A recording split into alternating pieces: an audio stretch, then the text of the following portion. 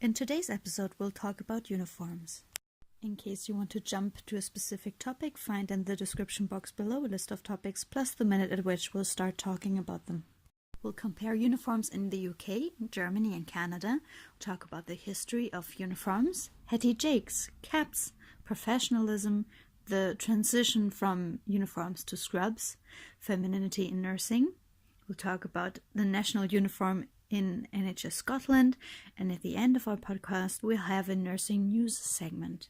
Hello and welcome to the Angels with Dirty Faces podcast by Forgot to Forget. This is a podcast by nurses to chat about nursing, including the everyday, the hilarious and the ridiculous, the political and the sociological. Because we forgot to forget all the stuff that goes into being a nurse.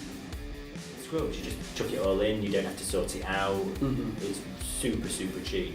And I think a similar thing's happening to bed linen across the UK now. So instead of flat cotton sheets, which have been a bastion of nursing, you know, the things you can do with a cotton sheet. Yeah, they're a pain in the ass, but what you can lasso someone out of a chair who's stuck in a chair, you can whiz them up the bed, you can get them off the floor. The things that you can do with a cotton sheet. But hats. We've kind of beat around that bush a little bit. I Talked about it specifically. love a hat. I'd love a cloak. I just want all the pomp and circumstance. I'd love to sashay down that corridor in a cloak and a hat. Yeah. Yes, the cloak is awesome. Yeah. And no, but then you'd hang up and you'd be pristine underneath. I know, sorry, it's just to match the You just started and your first apology in the first I five know. seconds. Oh gosh, why am I in the middle? Are you British? I am British. Oh no, so British. Yes. All right. So we're here for our first podcast. Yeah, it's to go alongside the Nursing Now campaign. Yeah. Yeah, we forgot to forget all that goes into nursing. All right. All the good and the bad. The funny, The everyday, mundane. sad, the downright hilarious. Yes. Yeah. So I'm Eva, I'm from Germany originally, and now I'm in Scotland. Hello, Eva. Hello. Wie geht es dir? Good. Oh, very good. That's where I stopped. Anything to do with German. So who are you guys? So I I'm just An- met you, I don't know. I'm Andrew. I'm an RN. I'm from Canada, and I'm also in Scotland at the moment. Oh, Scotland. Yeah. And you'll never guess what? I'm also in Scotland. Really? And my name's Jamie. Nice. Yeah. All right. So we're here to talk about nursing Well, issues, nursing themes, Yeah, I hot think stuff that's in nursing. hot stuff. Oh, well, that's just me, Andrew. Yeah. But also just things that don't get talked about all the Yeah. time. Let's talk about them. Yeah. So I thought today we'd talk about uniforms. Yeah. Right. Such a common denominator for nurses around the world. And I've had some corkers of uniform, and I've also had some ones that are alright. I like my uniform at the moment. Yeah, what was your first uniform, Eva? Can you remember that? Yes, so uniforms are just white. Just All white. Yes, from student nurse to This is in, examiners in Germany. in Germany. Yeah. And then also, if you're leading a ward as a nurse, it's just the same, Just white. just white. And when you are working in theatre, it's green or anesthesia, and when you work in the ICU, it's blue. That's Okay. it. So white tops, white bottoms. Yes. And is that a national uniform across Germany? No, I think, but there are scrubs. Okay. And so like men, women, all white. Same, but I white have bottoms. seen a nurse that had worked in nursing for decades, and she still had a skirt. I was gonna ask, is it white skirts that Just people wear? once I've ever seen that. Never Mhm. before, never again. Just scrubs. Okay, so white pants or trousers. Sorry, Yeah. that's a Pants. Pants. it's a North American thing. Trousers. I got myself into trouble with that. Trousers. Yes. So and then a white scrub top. Yeah. What about Okay. Canada? Do they not get mucky?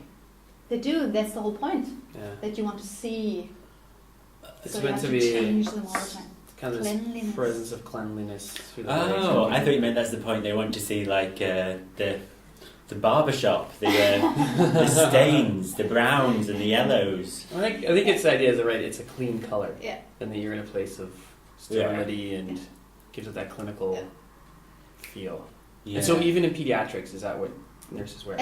From my experience. In yes. Germany. My knowledge, yes, always been white, but don't know. Maybe other people from different places. Different. I've had a fair Totally few white different. uniforms, but they've always had navy blue bottoms Oh, Right. and almost smart business shoes. Ugh, I mean, from my point of view, it's ridiculous to wear smart shoes if you're working on a ward as a nurse.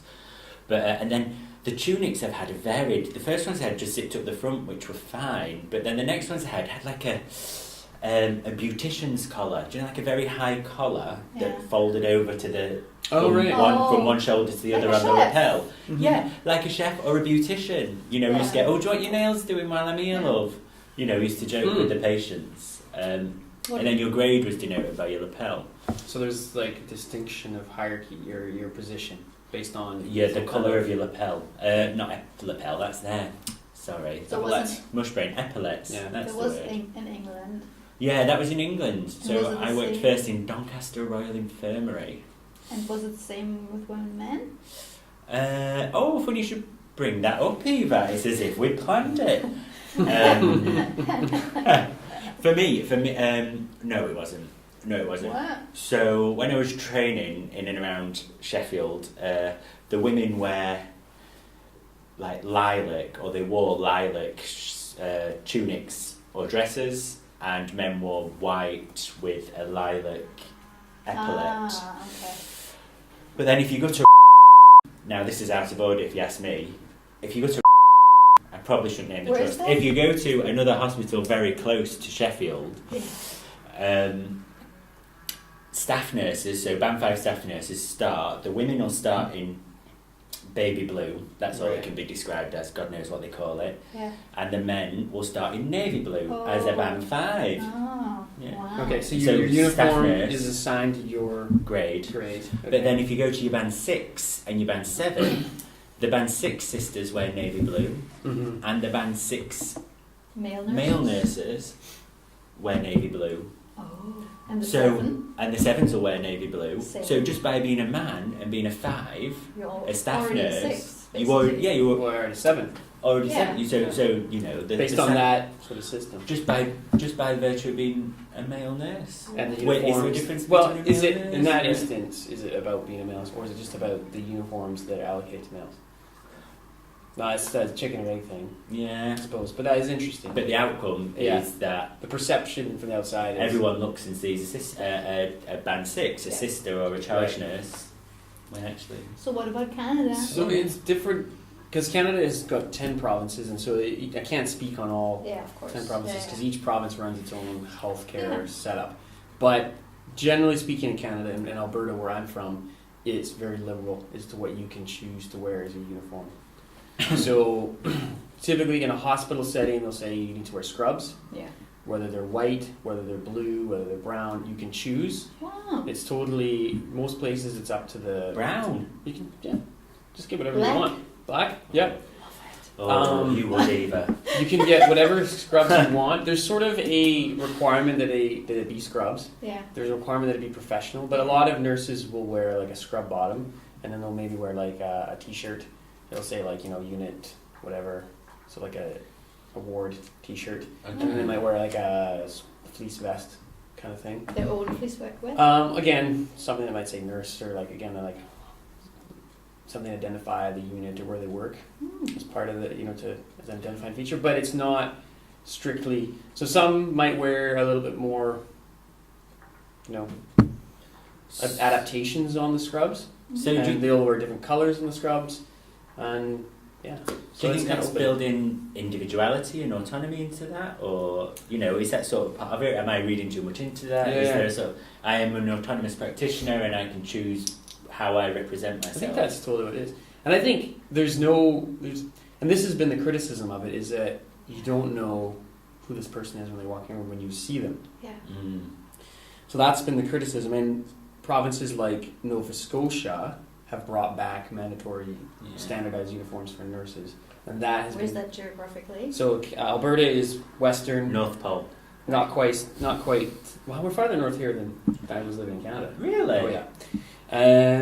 Thank God for the Gulf Stream. Yeah. In fact, Scotland. Most people in Scotland live further north than most Canadians, which is a bit funny. But yeah, so Alberta is western. Nova Scotia is on the eastern seaboard. So Okay. like go to New York and then Yeah. just moving Okay. off there. So it's Okay. oceany. Yeah. Pause that. I want to know what is, in your opinion, the worst uniform you've seen then? If people can choose, what Yeah. can they wear? And other trends and pressure to choose a good color. Oh, totally. The worst uniform. Or what did you wear? What's your most regrettable uniform? I would make some serious mistakes. Oh, well, I mean, scrub tops never fit well, right? So I always feel like you're floating in them, Yeah. right? So I feel like you just look bad.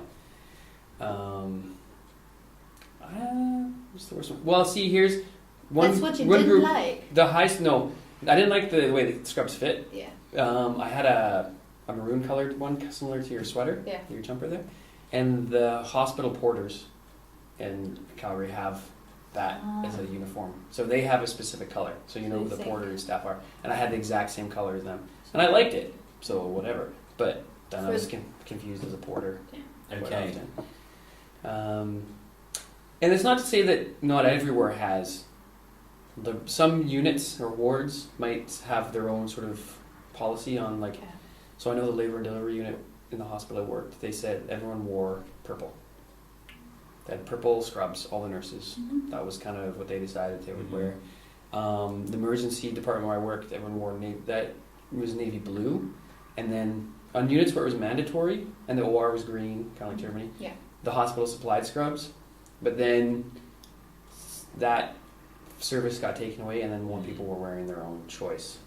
I love that you said you didn't like the fact how they fit and that you're floating in them, Yeah. because it's something I really appreciate.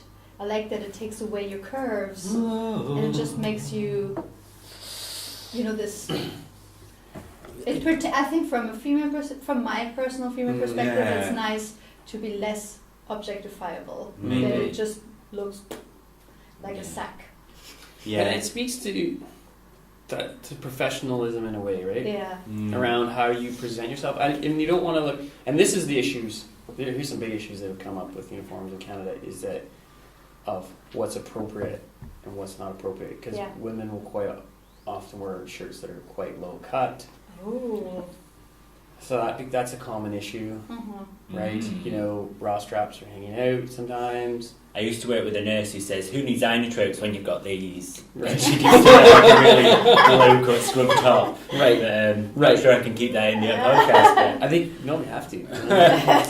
It's on the record. She's brilliant. She's brilliant. What a woman. Yeah, and so that was probably the big issue around uniforms in Canada, is what there was like discussion about appropriate attire at Yeah. work. So that kind of dominated discussion.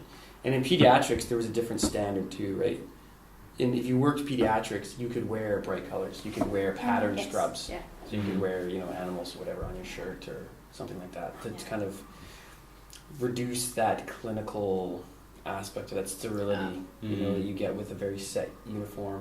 Yeah. Mm. And the other issue when I was working in Emerge, that came up often, is that we were, for quite a while, all the staff were navy blue, and many continued to wear navy blue, but navy blue was also the color the police officers wore.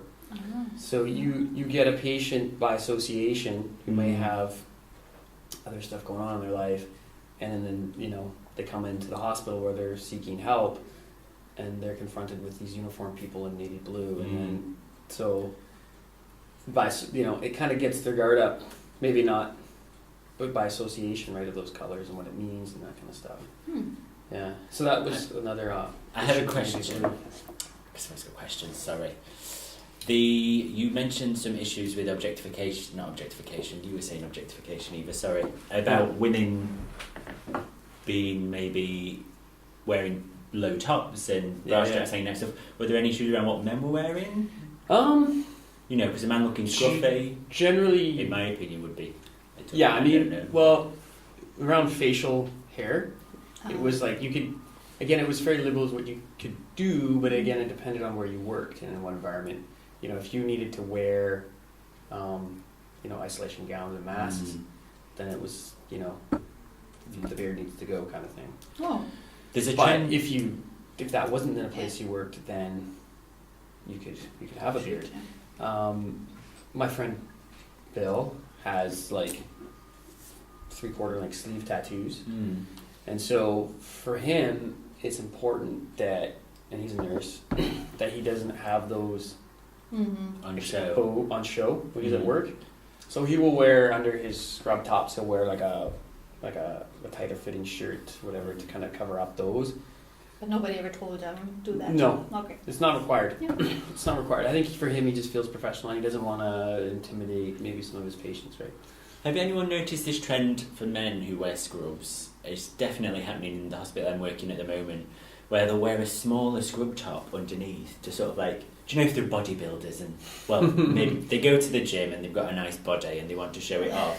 They'll wear a yellow top, like a uniform smaller size underneath, like to hug their physique, to like keep everything in. And then they'll wear like how would you say? underneath, and then they'll wear another top the size bigger over the top and like roll the sleeves up a little bit and sort of like rock this, oh, you can see my body but I'm in this baggier scrub top. Oh, I've got the best of both worlds. Oh, don't you want to be me? Really? Yeah. Wow. I'm interested to see when I start if I see that. Absolutely. I mean, if it wasn't completely unethical, I'd take your photo.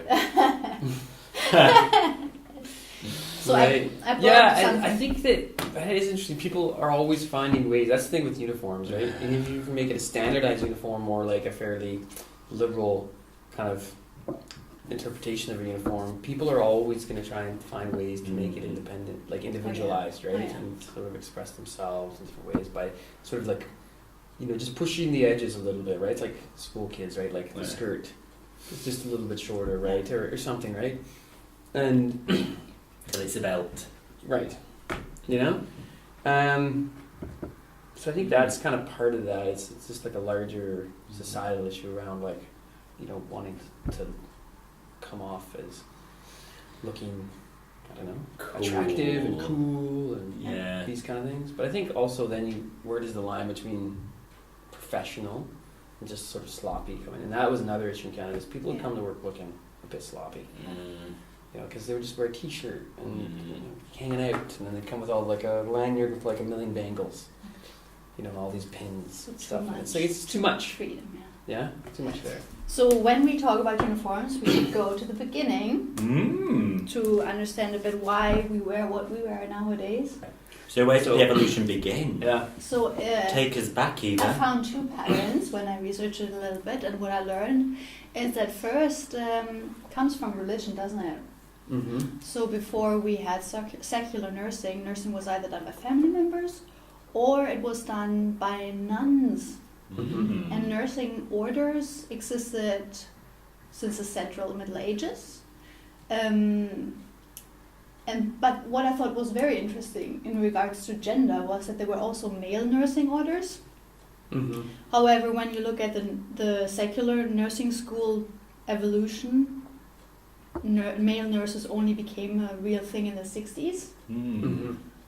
So I thought that was really interesting that at Was some point there were male nursing Oh, for orders. sure. Was there lots Well of before, like male nurses for warfare though, because they needed to look after the sick in the field when they were fighting?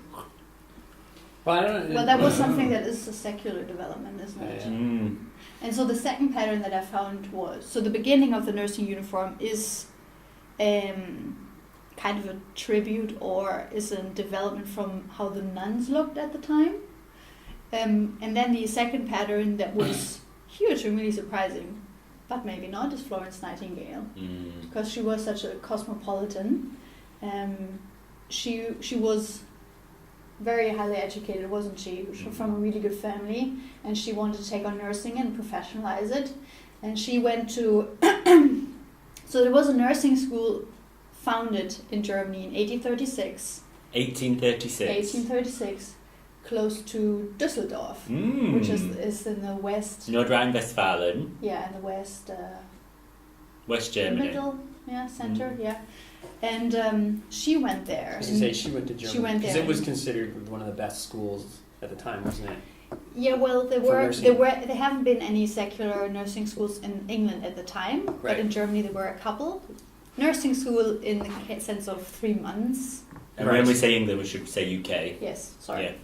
Yeah. So she went there in 1851, and she did the course. Apparently, she didn't really talk fondly about them in the past, but that was her first connection, and then she founded a nursing school in London, didn't she? 1861, something like that. Mm-hmm. And then there were also nursing schools in Canada in the 1870s who had nurses that worked there, that either the nursing schools were founded on Florence Nightingale's concept, or they even had nurses over from the UK who were trained by Nightingale. So I think it's the whole internationalization is So that the uniforms develop in a similar way, because they all look like gnomes. Yeah. They're kind of like that. And a lot of the healthcare, like history in Canada, a lot of hospitals were started by the Grey Nuns. Yeah. So there's a Grey Nun. Sounds like a wine.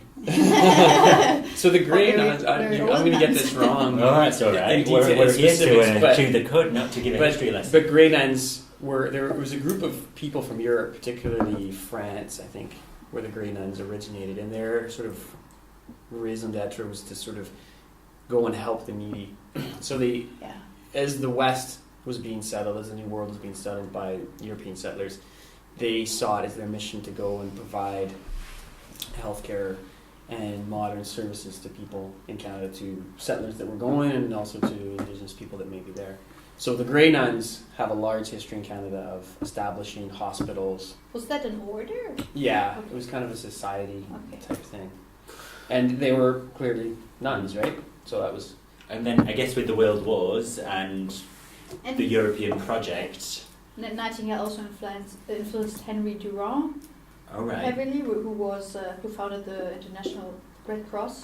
So that made it quite international. That's how we ended up with the Hattie Jacques, isn't it? I will put this on the video down below. Does everyone know Hattie Jacques? No. Hattie Jacques from the Carry On films?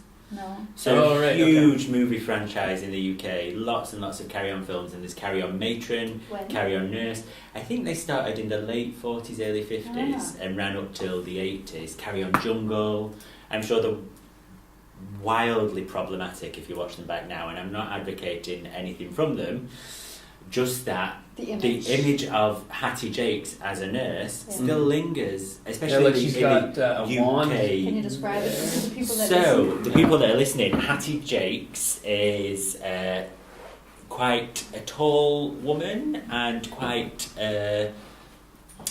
buxomly, quite matronly in a very traditional sense, and he's wearing a high-collared, very thick cotton. It's dark. Is it grey or dark? And I'm guessing it's navy blue, because in the UK, the closer you get to navy blue, the more prestigious your position, the more authority you have. So you start. A healthcare assistant might start in a very pale blue, and then a staff nurse might be a deeper shade of blue. A charge nurse or a deputy charge nurse might be a deeper shade of blue, and then your ward sister or ward charge nurse would be a navy blue. So it's probably navy blue, but because it's black and white, you can't really see.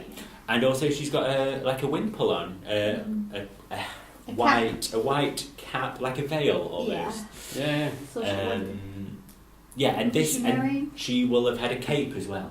So these big, thick woolen capes. Which that was something that came up in the wars. Because it was so good to wear in the weather. Yeah, but these lingered. So when I was a student nurse in the 2000s in Sheffield, they weren't issued capes, but we had all these capes lingering around the wards, and I was on the transplant ward, and because the blood bank was across the road and in another building and up these stairs and round the corner.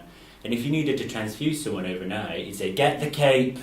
And you'd both get a cape. And you'd put these big woolen capes on and toddle across the road because you went in pairs. Because there was all this drama and ritual about the vampires. You're going to make a deal with the vampires to get this unit of blood. And then you put these big woolen capes on. And so...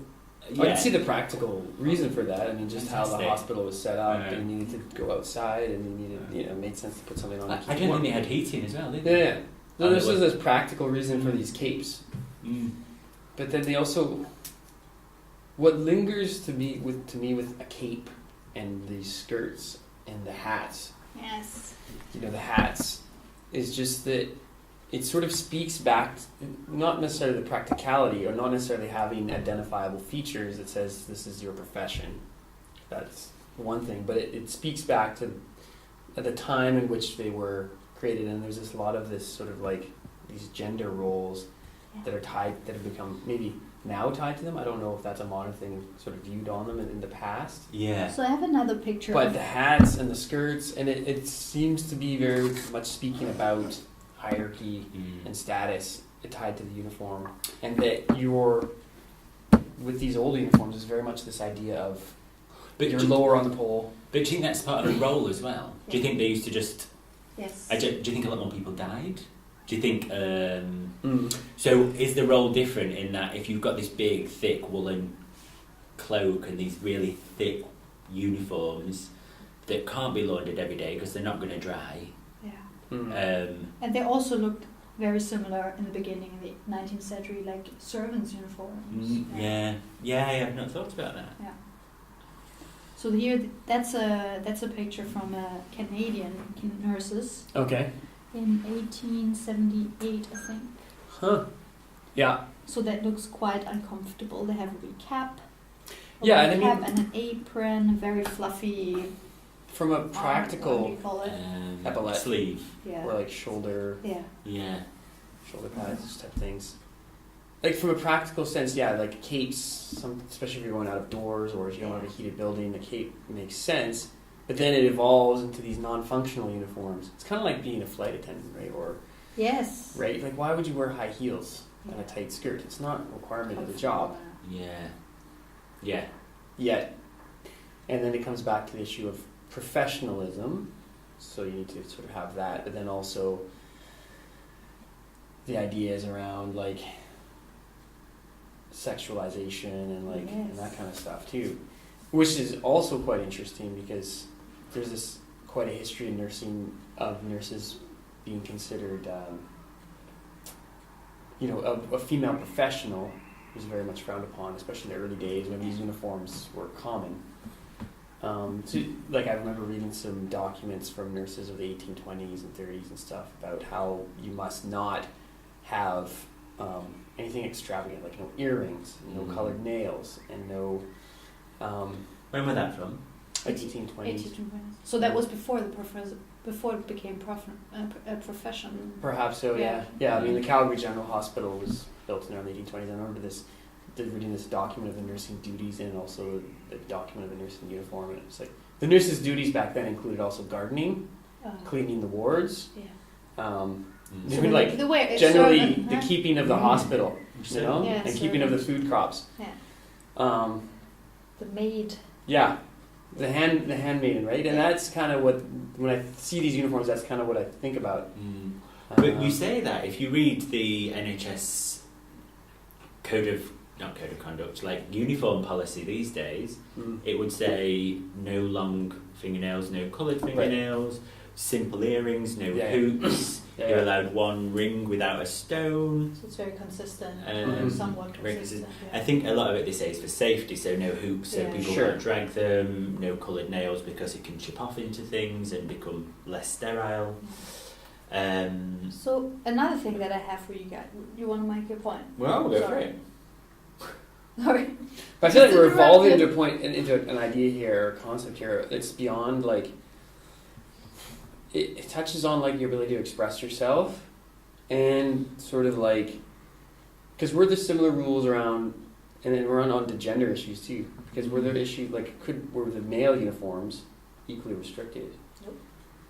In terms of what you were allowed to wear, or right, and continue to be allowed to wear, right? Are there rules to say that men, can't wear hoopy earrings or something? I mean, just because men tend not to, doesn't mean there should be restrictions on what they can or can't wear. There aren't restrictions generally. Or are restrictions based on sort of masculine ideas of what's appropriate?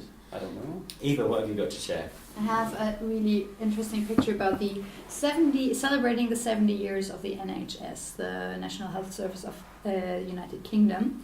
And what we see here is a uniform from the beginning of the NHS, of the nurse here on the left. Yeah. And then the progression with every person. Basically, they're standing in a row, and you can see, it's a contemporary photo, and you can see them wear uniforms from each decade and how it progressed and changed. What can you see, or what do you think is interesting? Well, there's only one man in the picture, Yeah. and he's in the middle, and Yeah. it's white. And I feel like that's just kind of universal. High Like he could have fit in any of those generations there. high color. Really, I mean, yeah, the collar is a bit. That is the what I would call the beautician's colour again. Yeah, but the colours are consistent. So we're looking at royal blues, navy blues, white, and the earliest versions of the uniform have hats. Hats galore. Caps for women, but for women, men. yes. And pussy bow sleeves, or they're not puff bow sleeves. Yeah. Those elasticated things that go just above the elbow. And I was told by one of my heads of nursing once that they used to be dipped in perfume or dipped in sweet smelling things like menthol or lavender and put there because the uniforms stunk so much because you couldn't wash them in time that when you were leaning over a patient and like getting close to him, so they didn't gag because you absolutely reeked. It would smell the armpits. Yeah, exactly. Good anecdote there. Or is it just because people wanted to get kind of be seen as attractive or appealing, or have a bit of professionalism and pride, and But as a student nurse, I once went to work without ironing my uniform. Oh right. And I fastidiously ironed my uniform, and I don't know what happened that day. I probably, had a late night the night before, let's say. And I'd gone in, I was looking after this woman, and she gave me the dirtiest look and said, how do you expect to look after how do you expect to look after me if you can't look after yourself? And gave me the dirtiest look up and down because I've not ironed my uniform. Right. And since that day, my uniform is pristine. It's like an ironing board. Very effective. Yeah. Very effective. And I think that speaks to professionalism, right? 'Cause I mean, like how you present yourself is important because people pick up on that. You're meeting strangers. You're coming for a life to do very personal, intimate things as a nurse, and you need to have that level of trust. And like a first impression is a bit of a lasting impression, and how you look is part of that.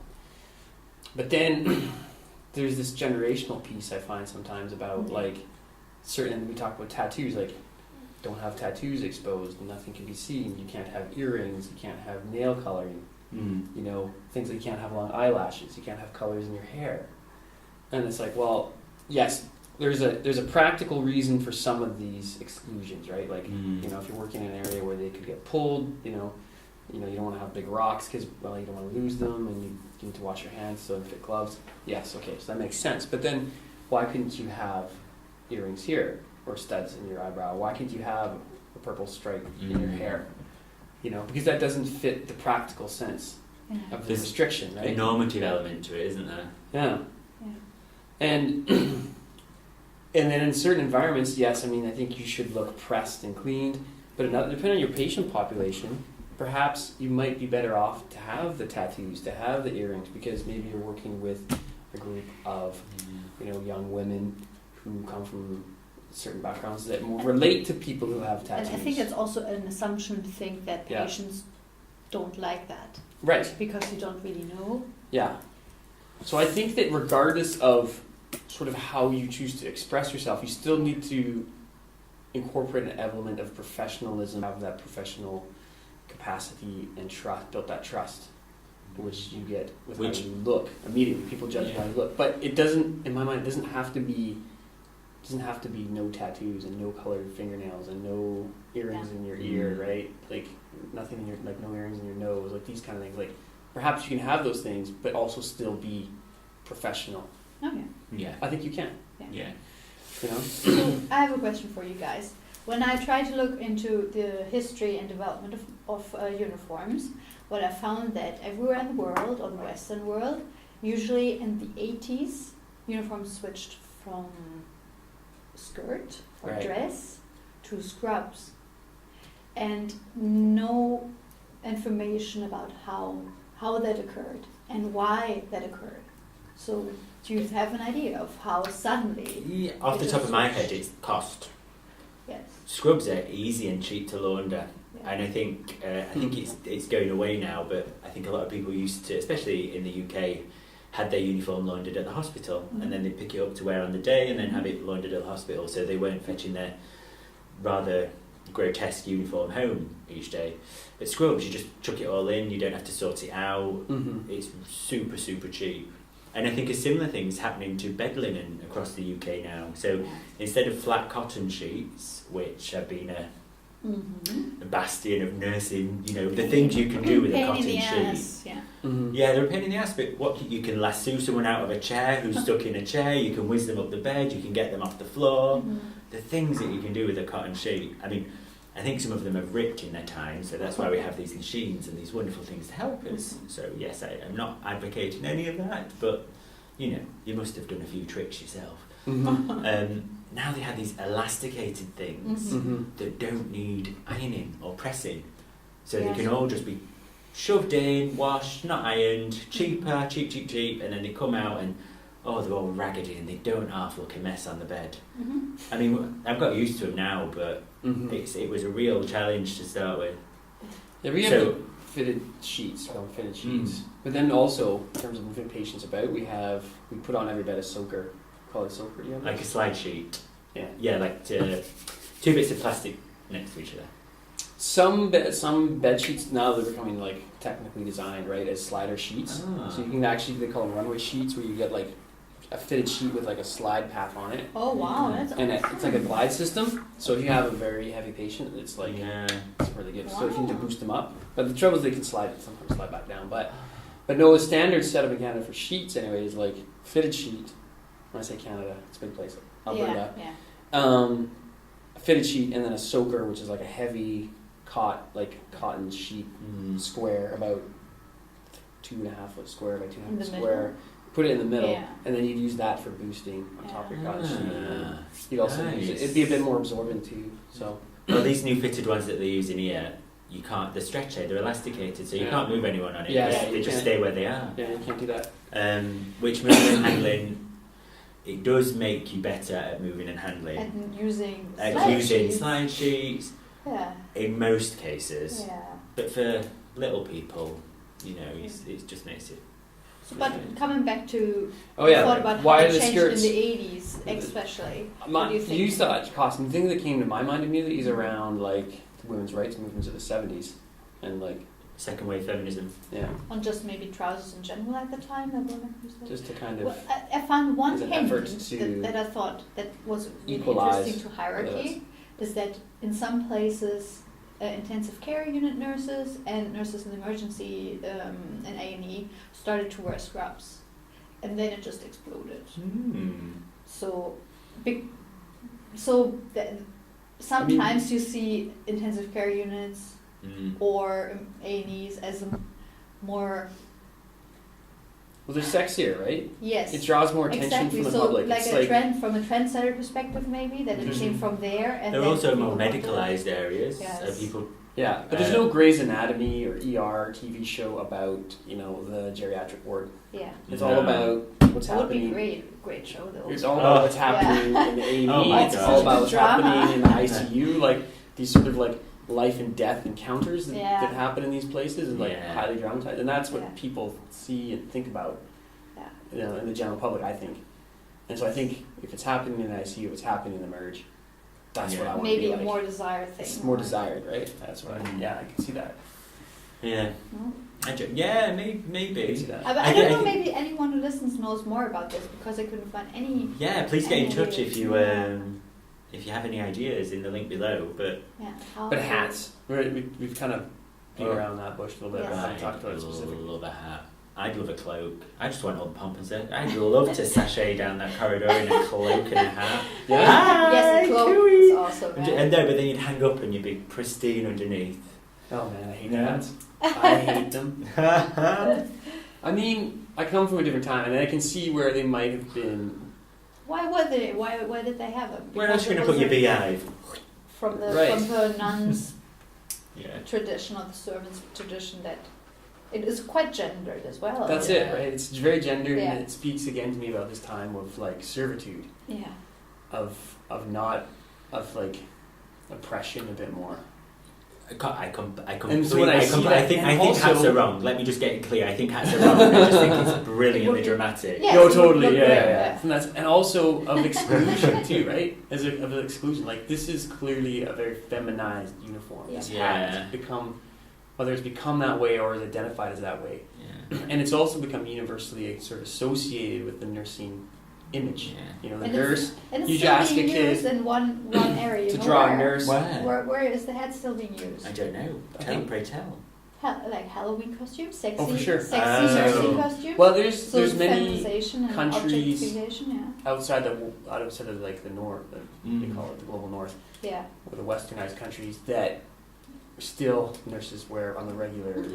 But caps. as a practical element, it must be a pain in the arse to wear a hat. Can you imagine walking? I mean, you shouldn't walk into work in your uniform, but can you imagine going like past a doorway with the door open and the wind blows and your hat goes halfway down the corridor? Totally. Or you're leaning over a patient, changing them, and suddenly it's in a great mess. Well, that's the whole point, that you go through more troubles. More strife. Yeah. I think I'm just cynical. No, I think that practicalism, I guess, away from Came in uniforms. slowly, But yeah. again, though, sometimes professionalism isn't always practical, so you kind of need to draw that. But it's just they seem very exclusionary to me. Yeah. That this is a woman's job, and There's so they're many meant to be feelings about this. servants. It's great. And I'm just like, oh, I hate that. And I worked at a nursing school in Canada where on the graduation, nurses Got a cap? got a cat. To this day, And the male ones? no. And so they right away, you're cut out of the group. So just in defence, 1953 in Canada in a nursing school, Right. the men get a brooch or whatever, Yes, and the women get a cap. yes, that's exactly what they did. But in a slight defence of the cap. not to be Yes, so please. rude about it, it was a nice gesture, this ceremony and this Yeah. capping thing, so that was good. But Well, and I think there is some ritual about it, and Yeah, I think that's ritual. what I want to say about in defence of the cap. yeah. And I know, Andrew, you were saying earlier before we started recording that coming from outside of the UK and still hearing words in the UK like matron and sister being Yeah. used to describe rank or authority or positions, yes, they're outdated and we need to start using better things. But I do think there's some ritual and some pride. Totally. You know, there is, That's fair. you know, and it's sort of, it's, some part of it is, I am not one of these others, pro-feminists yes. who thinks that,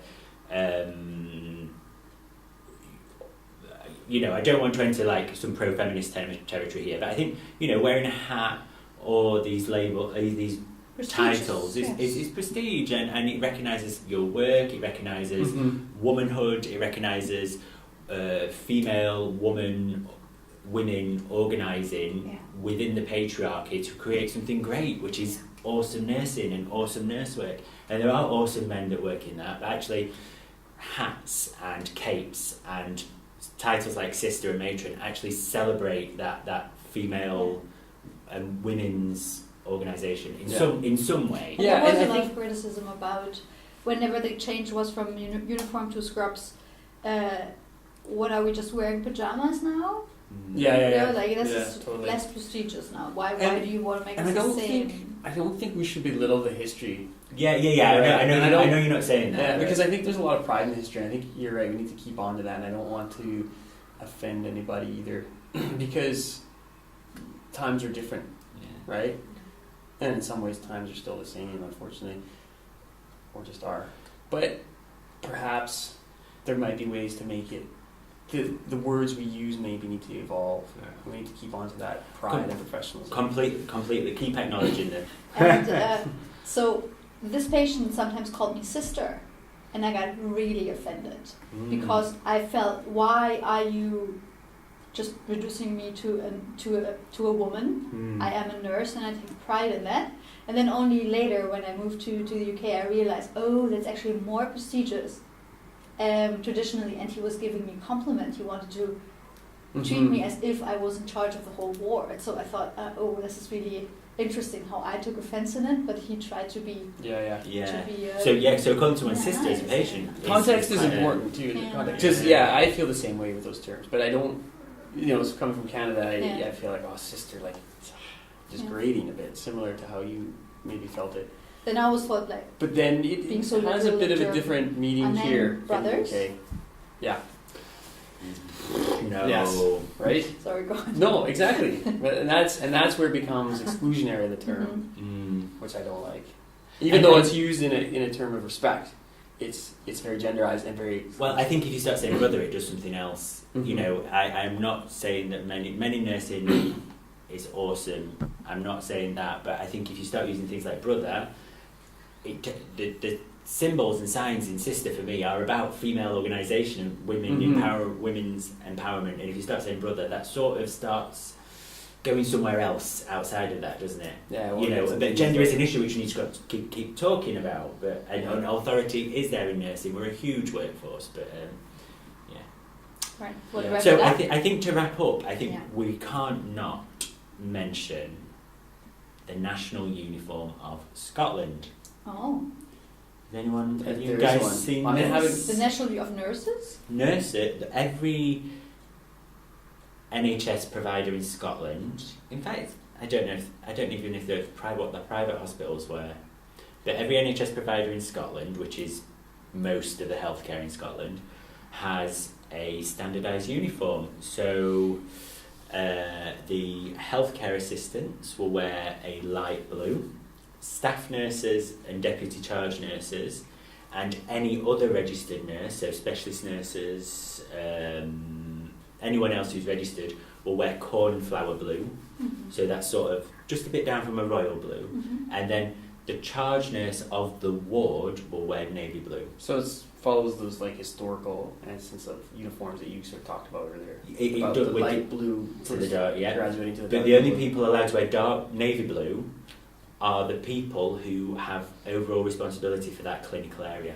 So there might be someone who's a higher banding Mm-hmm. Interesting. or a more specialised role, but because they're working as a clinician in that area, they would wear cornflower blue officially, and the only person in navy blue should stand out so that anyone can approach them and say, you are coordinating this area, you are in charge of this area, Mhm.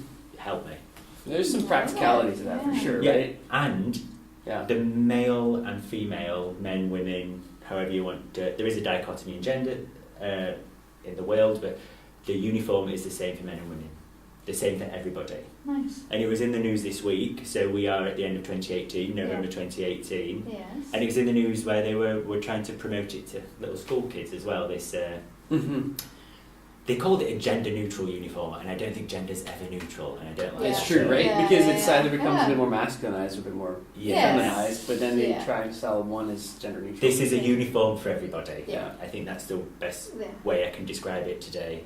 This is it, yeah. So yes, I think the uniform in Scotland is brilliant, and I think practically it works really well. Mhm. It's a like a tunic with a V-neck. It's half bit like towards a scrub top, not Mhm. button up, and then elasticated combat navy blue trousers. And shoes. Mm. That's Shoes, that's another another- podcast. Well, it's part of the uniform. Yeah, it is. It's part of the uniform. Yeah. White Black- shoes. Black No, shoes. black footwear. Right. And from my experience in Scotland, I know the policies will probably kill me for this, but they need to be essentially white, clean or washable, the shoes, Mhm. and black. Right. No grey.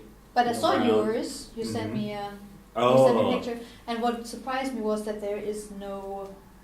Back. There is a safety issue, from what I learned, yeah. in that there is no lace at the back, not lace, but there is no protection in case you No trip, heel. fall, Heel. you So could I- slip out of them. So I only wear those when I go to theatre. Mm-hmm. So These are I like wear the- like clogs. Clogs. Clogs, Clogs. Yeah. And they're a torture device for me. Honestly, it's like walking on point for. Well, I know a lot of 6 hours. OR nurses wear the clogs, Yeah. and they do, but they don't have a closed heel, do they? Yeah. Often. Mm. A lot of nurses in Canada were wearing Crocs for Yes, quite a time. Yeah. same. I was Is that doing in the same. Germany? Yeah, but the lighter ones, the white ones, or the light But grey. the yeah. issue is like they have holes in the toe, Yeah. and they don't have a heel. But they have a strap, like a. Well, they do, but My feet sweating in though, don't yours? I mean, my feet sweating anything at work, but in Crocs I'm like stood in puddles and eating sweat. Yeah. Well, and the issue in Canada, there's workers' compensation, right? So Yeah. I don't know what you call it here, but there's something similar, I'm sure. So if you get a worksite injury, Uh, you might get covered, and they would say you didn't have closed-toed shoes, Yeah. you didn't have closed-heeled shoes. Exactly. You're not getting. So if your foot got run over by a stretcher, which, regardless of what type of footwear you're wearing, would probably get damaged, say. But they'd say, well, you don't have closed-toed shoes, so we're not covering that Oh, type of thing. okay. So there's this sort of financial incentive to wear closed-toed, closed-heel.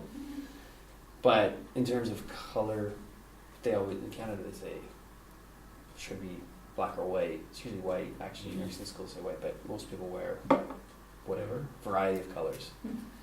But wipeable is better, I've found, just from a practical sense. There's a lot of juices in nursing, right? I've had a lot of things. I've had a lot of things go through my shoe. Bathing The it. feeling. Yeah. So then I was like, out of practical sense, I adopted a leather shoe. Yeah. Away from a running shoe. Yeah. Right. Well, thank you very much, Andrew. Thank you very much, Eva. Thank you very much, Jamie. No problem. And we will be back again with more practical things about nursing. Yeah. The things we forgot to forget. And bringing international perspectives and other perspectives into the conversation to think about other ways of thinking about it. And if you've got any ideas, any questions, hit us up. The links are in the text. This is the nursing news. So we are... Right, we're going to talk about some nursing news from this month, so November 2018. Yeah. In the news in the UK, I'm sorry we're making this UK based. We're based in Scotland at the moment, but please send your questions in. We want to talk about minimum staffing numbers on wards or in clinical areas.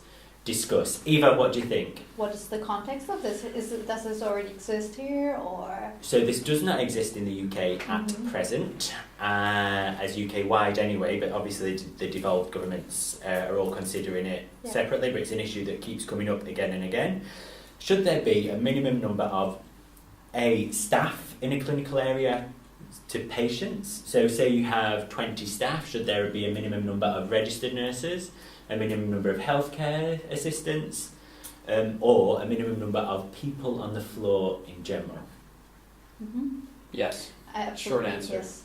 This exists, as far as I know, to a certain extent in Germany, but there are many loopholes. So I think if they want to implement it here, if they want to have a policy, I think it's really important to make it very clear and also realistic. How about you, Andrew? Yeah, I think you do need minimum numbers. It becomes a sort of a bit of a game sometimes in how you define those numbers. Yeah, and not only people, I'd say, but also how much care do they need? And then the practical realities of where do you work? Yeah. How is recruitment going? How is retention going? Yes, you have this set guideline, but are the people coming or are the people staying? And sanctions. They should have sanctions. Sanctions, But yes. there is no, in Canada, they have recommendations, and typically the nursing unions will put these forward, and there's a lot to say in the literature to say you should have an RN versus, in Canada we have licensed practical nurses, which are very common, which I think in the UK was enrolled nurses, but it's very common to have LPNs, very common to have RNs, and so the discussion is always how many RNs, RN is a registered nurse, how many LPNs, What's how that? many nursing licensed practical nurses, Okay. and how many care aides to a unit. And there's always this debate about can we get 3 care aides for 1 RN? And does that equal the same thing as 2 RNs? So pause that thought. So in the UK, for intensive care units, which is a level 3 bed, which is 2 organ support, you need one-on-one nursing is the guideline. It's not law, it's a guideline. For HDU care, so single organ support, it's 2-to-1 nursing guideline. Can't believe it. Yeah, it's I'm almost crying out of joy. I know. But then on the wards, there are guidelines. The Renal Association set guidelines a while ago, but they're sort of ignored. Each specialty organisation sort of set guidelines, but they have fallen by the wayside in a context of retention and recruitment issues. So that's the state of affairs at the moment. And I agree that there should be a minimum number of people to patients, but then how do you stop this repetition of what's happening in intensive critical care areas where medicalised specialties have been able to protect their numbers, but care of the elderly or stroke or things which are much less medicalised Yeah, because or a dementia ward, because that's a whole Those tend to be the places that lot of labour. Yeah. But these are places that have the biggest recruitment and retention issues. So I agree with the legislation, but actually I find it's a minefield because lots of things have got to fall into place or change to be able to protect where we need those minimum staffing numbers. Totally. That is a very good point. And it needs to be recognised, the Because value of the care. Long-term care, like you say, seems to get the short end of the stick. When yet these older adults are intensely complicated, and they tend to be just sort of put in the room and forgotten, and the amount of care they receive, and it's more supplemented in my experience in Canada with care aides to do daily living stuff, but yet they tend to fall off very quickly where you could benefit from.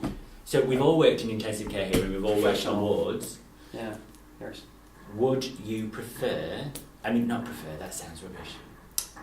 What would you agree with me saying, I think it's just as difficult to look after a ventilated patient as it is for someone with dementia for 12 hours? No, it's harder. You think it's harder? I think it is the best job is if you have a ventilated patient who's stable, you could look after his sick. I'm just going to say something really controversial, I know, I'm just over-exaggerating. But I think that's the most relaxing job ever because they don't talk to you.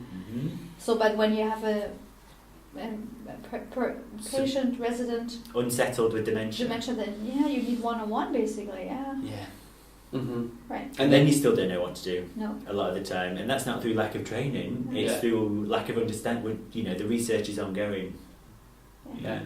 Or not lack of resources in your environment. Well, and we would always. Last place I was at, we had this one lady who just for her whole shift would scream out, "Help! Help! Help!" Ad nauseam. And then we tried to get people to sit with her, but sometimes they weren't available. And as a nurse, you have all these other duties you need to get onto, so you can't stay with her. Yeah. And then so we're like, well, maybe there's hospital volunteers who can come up and sit. Sometimes they would come, but then they don't really know what to do. But some are very good and are conversational and can engage her. Some maybe not, or maybe she's having a good day or bad day. The dementia patient is complex, and then the staffing around it is also complex. So, and like you say, retention in these environments is. We have thrown a couple of cats amongst the pigeons there. So please get back to us if you've got any comments or questions or issues, because we're here to chat.